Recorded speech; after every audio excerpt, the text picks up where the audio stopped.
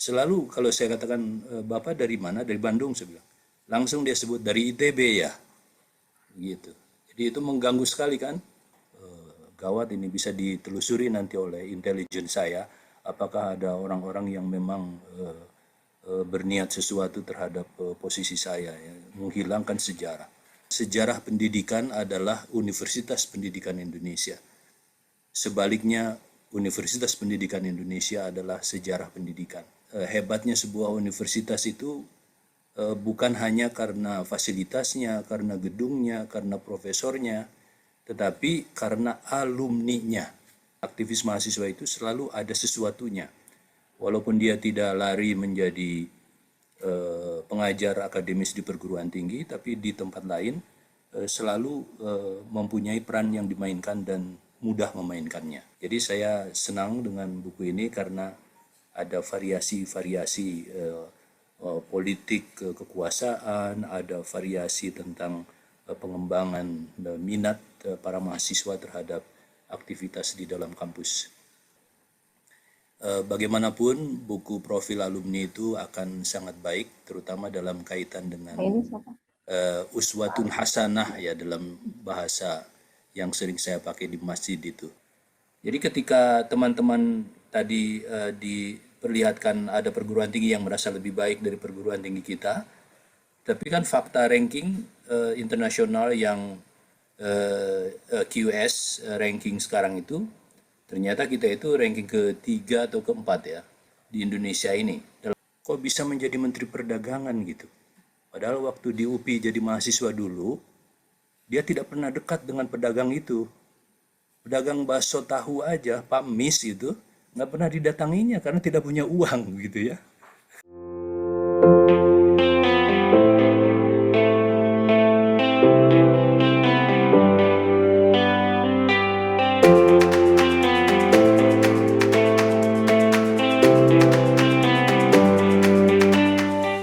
Baik, pertama-tama salam hangat saya kepada Pak Enggar dan Pak Teten ini, dan juga kepada Bapak Ibu yang hadir dalam kesempatan ini.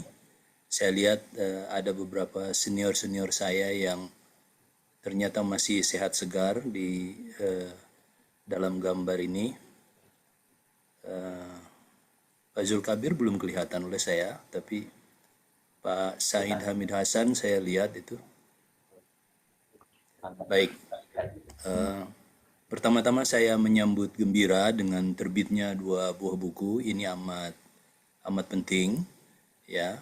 Buku profil alumni itu, walaupun tadi kan sudah disebutkan oleh penulis maupun oleh Pak Ketua Umum, bahwa ini harus dilihat sebagai edisi pertama. Perlu ada pengembangan, penambahan, dan mungkin update dari prestasi masing-masing teman-teman yang ada di situ. Catatan tentang saya aja kelihatannya hanya sampai tahun 2010 itu kelihatannya ya, yang mestinya tidak tercatat.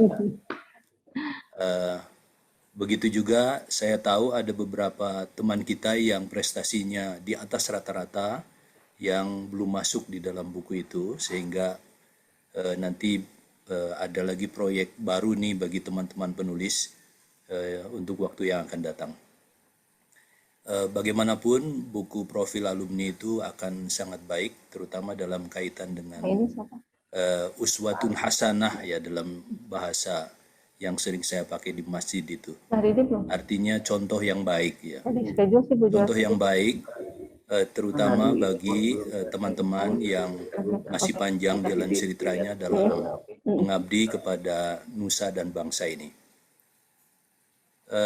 Bapak Ibu dan teman-teman sekalian, saya kagum dengan Pak Enggar dan Pak Teten yang menjadi orang sangat pemberani menurut hemat saya.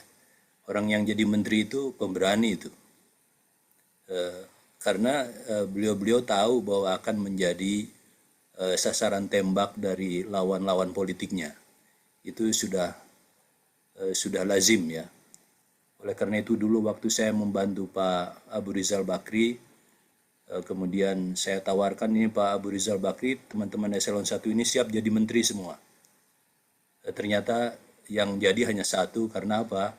Antara lain kasihan katanya belum tentu siap ditembak oleh banyak pihak ya. Terutama kalau tidak punya pendukung yang cukup kuat di belakangnya. Jadi itu pengabdian yang bukan main, itu lahir batin ya, menjadi menteri di kabinet, apalagi di zaman terbuka seperti sekarang ini yang tembakannya itu bisa dari berbagai arah begitu ya. Pak Teten mudah-mudahan diberi kekuatan untuk berlanjut menjadi pemberani. Sebagai orang Garut itu harus kokoh ya. Sama-sama Garut ini soalnya. Ya. G2G nih. G2G ya, Garut ke Garut itu G2G maksudnya. Saya melihat ada hal-hal positif dari sejarah yang diketengahkan oleh teman-teman di buku ini oleh Kang Najib Hendra dan Hikmat Syahrullah ini. Ya, terutama ketika menyatakan bahwa sejarah pendidikan adalah Universitas Pendidikan Indonesia.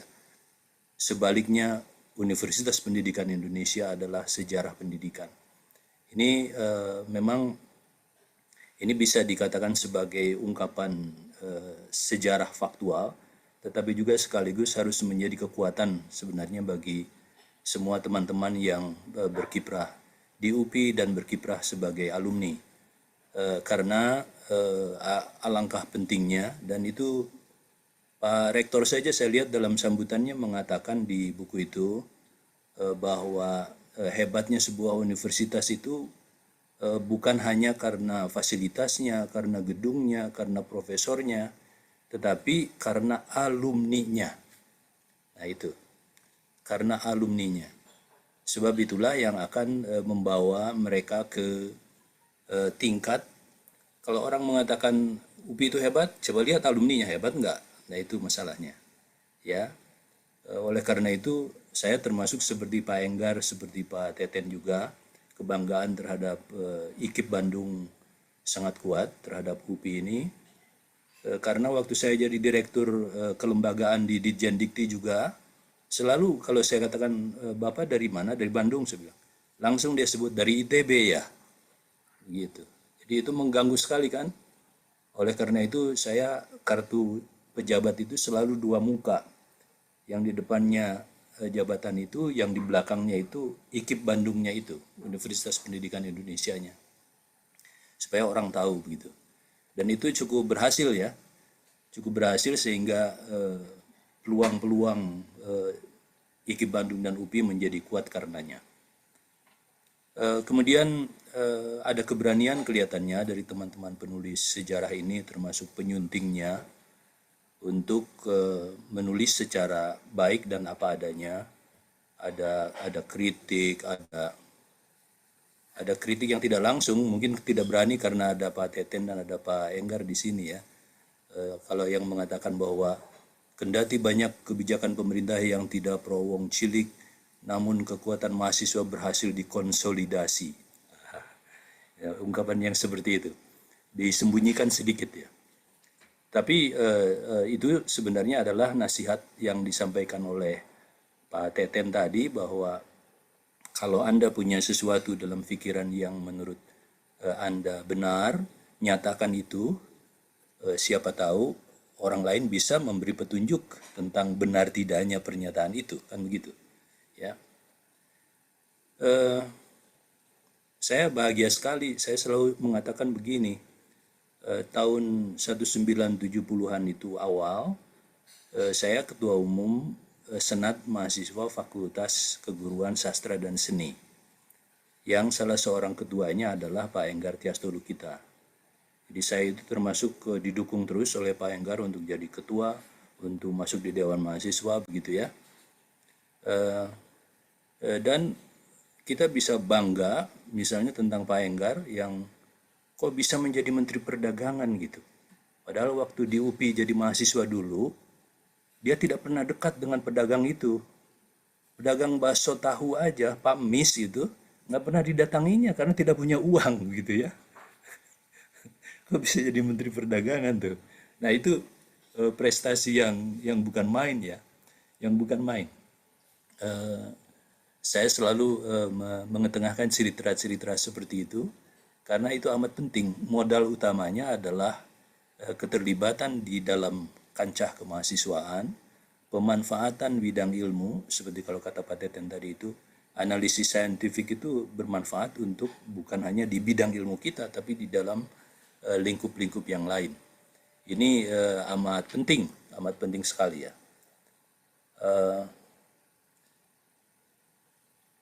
Bagus buku sejarah ini mengetengahkan pergerakan kemahasiswaan, ya, karena dari situ kalau tadi Pak Enggar mengatakan, lihat katanya aktivis mahasiswa itu selalu ada sesuatunya, walaupun dia tidak lari menjadi pengajar akademis di perguruan tinggi, tapi di tempat lain selalu mempunyai peran yang dimainkan dan mudah memainkannya. Untuk memimpin rapat di antar kementerian itu kan tidak mudah itu. Tapi kalau yang punya pengalaman aktivis mahasiswa itu cenderung bukan pekerjaan yang sukar untuk itu. Penulis sejarah ini menghilangkan nama saya di halaman 36 sebagai Sekretaris Jenderal Dewan Mahasiswa ya. Jangan-jangan harus ditelusuri nanti apakah ini dengan sengaja atau apa ya. Dewan Mahasiswa itu 1973 1974, di situ dilewat sekjennya yang ada wakil sekjennya. Waduh, gawat, ini bisa ditelusuri nanti oleh intelijen saya apakah ada orang-orang yang memang berniat sesuatu terhadap posisi saya ya, menghilangkan sejarah. Tapi saya yakin itu tukang tik yang kelewat ya. Nah, Bapak Ibu, kelihatannya saya masih punya waktu beberapa menit lagi. Perebutan pengaruh itu ya diceritakan cukup panjang di dalam buku ini, dan itu sebenarnya ajang pembelajaran yang cukup baik. Artinya para mahasiswa juga harus sadar bahwa setiap kali mengambil posisi satu pandangan, satu sikap, itu pasti ada yang memanfaatkan itu. Atau sebaliknya, pasti karena kita dimainkan oleh orang yang memanfaatkan itu. Sehingga kalau kita lihat di tahun 64 di kampus IKIP Bandung itu, panas sekali itu. Perebutan pengaruh dari kelompok kepentingan yang ada di luar terhadap apa yang terjadi dengan cara pandang kita masing-masing. Saling merebut pengaruh, seperti di situ ada judul tentang merebut pengaruh di Malino misalnya ya, kalau dibaca secara cermat itu pelajaran yang sangat baik bagi kita untuk membaca secara terbuka dan sehat ya, tentang apapun yang kita ambil posisi itu ada kekuatan yang akan memanfaatkan itu, dan untuk itu harus sadar betul kita terhadap kata kunci utama bahwa apapun yang kita pilih untuk kepentingan bangsa dan negara. Nah, itu. Sehingga dengan demikian tidak akan keceletot ya dalam mengambil langkah untuk itu. Saya senang buku sejarah ini ternyata tidak hanya mengetengahkan hal-hal yang lebih cenderung politis dan kekuasaan, tetapi ada juga bahagian yang dijuduli dengan mereka yang memilih minat dan bakat. Itu sangat penting ya di bab terakhir kelihatannya dari buku itu. Dan itu pun harus ditonjolkan, apalagi tadi kalau mau menerbitkan buku selanjutnya itu akan sangat baik. Karena apa? Prestasi mahasiswa UPI ini ternyata sangat menonjol ya, dan bisa menyaingi perguruan tinggi lain, bukan hanya yang ada di dalam negeri tetapi perguruan tinggi lain di luar negeri, dan itu adalah akibat dari para mahasiswa yang memilih minat dan bakat yang memang amat penting untuk persaingan global, untuk urusan pengembangan entrepreneurship. Itu sangat penting. Jadi saya senang dengan buku ini karena ada variasi-variasi politik kekuasaan, ada variasi tentang pengembangan minat para mahasiswa terhadap aktivitas di dalam kampus. Pokoknya saya senang sekali berada dalam acara ini karena ada dua menteri yang hadir di tempat ini. Semoga bapak-bapak ini sehat selalu ya, Pak Enggar, Pak Teten. Mudah-mudahan diberi kekuatan oleh Allah Subhanahu wa taala untuk mengemban amanat tugas yang amat berat dalam kehidupan kita sehari-hari. Wallahul muwaffiq ila aqwamit thoriq. Wassalamualaikum warahmatullahi wabarakatuh. Pertanyaan tadi yang disampaikan dan dicoba dijawab oleh Pak Teten, esensinya yang paling mudah kita lihat pada saat ini adalah fakta bahwa pendekatan keilmuan itu sudah tidak disiplin, satu disiplin ilmu oriented ya. Itu pasti tertinggal kalau orang yang demikian. Karena sekarang itu sudah sifatnya interdisipliner, bahkan transdisipliner istilahnya.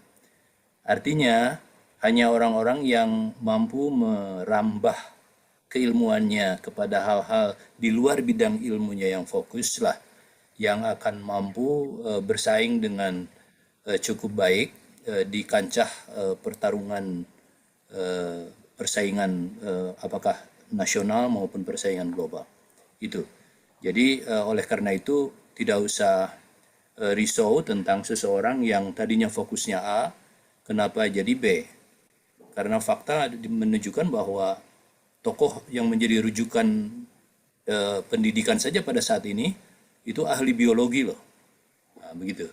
Jadi begitulah fakta. Jadi yang penting itu adalah kemampuan seseorang dalam sesuatu atau dalam beberapa hal yang bermanfaat bagi kepentingan kemanusiaan. Dan pertanyaan yang kedua barusan tentang bisakah kita bersatu, saya kira harus bisa ya. Itu pertanyaannya, jawabannya sederhana, harus bisa. Dan memang begitulah. Bapak Ibu, kemarin kan posisi, kalau Pak Enggar mengatakan bahwa di dalam sambutan di buku itu, bahwa perankingan internasional pun sebuah universitas ditentukan juga antara lain oleh alumninya. Nah, dalam konteks itulah saya kira sangat penting untuk terjadi kerjasama yang baik dalam menaikkan citra, menaikkan posisi dari perguruan tinggi ini. Jadi ketika teman-teman tadi diperlihatkan ada perguruan tinggi yang merasa lebih baik dari perguruan tinggi kita, tapi kan fakta ranking internasional yang QS ranking sekarang itu, ternyata kita itu ranking ke-3 atau ke-4 ya di Indonesia ini dalam ranking itu. Sehingga ada teman dari UI yang sengaja me-WA kepada saya, Pak Fuad kok bisa UPI menyalip perguruan-perguruan tinggi lain begitu? Saya bilang mengapa tidak, begitu ya. Walaupun tentu kita sendiri di dalam secara intern melihat ke dalam diri kita masih punya berbagai kelemahan yang harus diperbaiki. Tetapi apapun itu adalah prestasi ya yang dicapai oleh Pak Rektor dan seluruh jajarannya yang memimpin UPI ini, sehingga bisa menempatkan posisi UPI dalam ranking internasional untuk Indonesia dalam posisi yang lebih baik dari perguruan tinggi yang biasanya lebih baik dari kita. Gitu. Donasi pemikiran saya kira udah cukup banyak. Kalau donasi finansial ya kita membuka saja peluang itu dalam kaitan dengan misalnya kalau di perguruan tinggi besar lain, di Harvard University, misalnya di Oxford University, selalu ada satu proyek yang diberi nama orang tertentu yang memang memberi donasi untuk misalnya ada gedung laboratorium apa begitu, atau ada gedung kepentingan apa di tempat universitas tempat saya belajar misalnya dulu ada gedung musical center yang di situ pertunjukan jazz dan lain sebagainya diadakan, itu dinamai nama seseorang yang memang donasi karena dia alumnus yang hebat gitu ya. Nah, jadi itu dibuka saja kemungkinan, walaupun ya tentu saja yang namanya donasi itu tidak harus dalam bentuk finansial. Donasi pemikiran dalam konteks pengembangan UPI ke depan yang lebih baik itu juga amat penting bagi kita.